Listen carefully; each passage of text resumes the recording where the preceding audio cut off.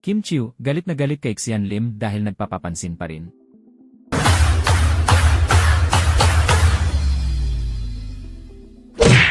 Ang aktor at direktor na si Xian Lim ay lubos na natuwa sa pinakabagong TikTok video ng kanyang dating kasintahan na si Kim Chiu.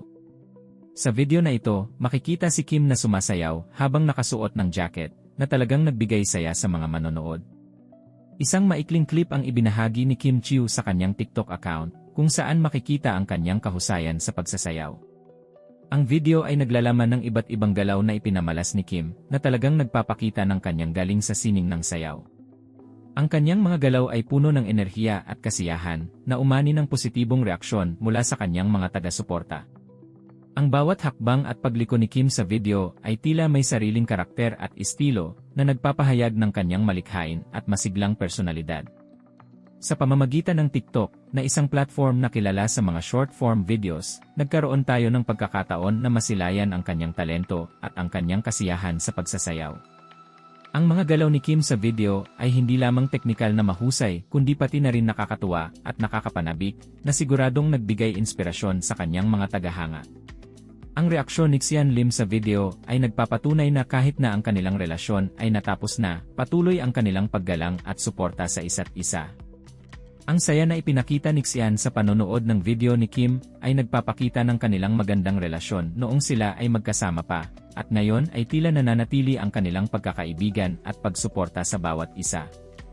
Ang mga ganitong uri ng content ay tumutulong upang mapanatili ang koneksyon ng mga celebrities sa kanilang mga taga-suporta, at sa parehong oras, nagdadala ito ng kasiyahan at inspirasyon sa mga manonood. Sa pamamagitan ng social media, tulad ng TikTok, mas madali na ngayong maipakita ng mga artista ang kanilang mga talento at personal na buhay sa publiko. Ang bawat video ay nagiging isang paraan upang mas mapalapit sa kanilang audience at ipakita ang kanilang tunay na sarili. Ang TikTok ay isang platform na puno ng iba't ibang uri ng content, mula sa mga sayaw, mga skit, hanggang sa mga challenge.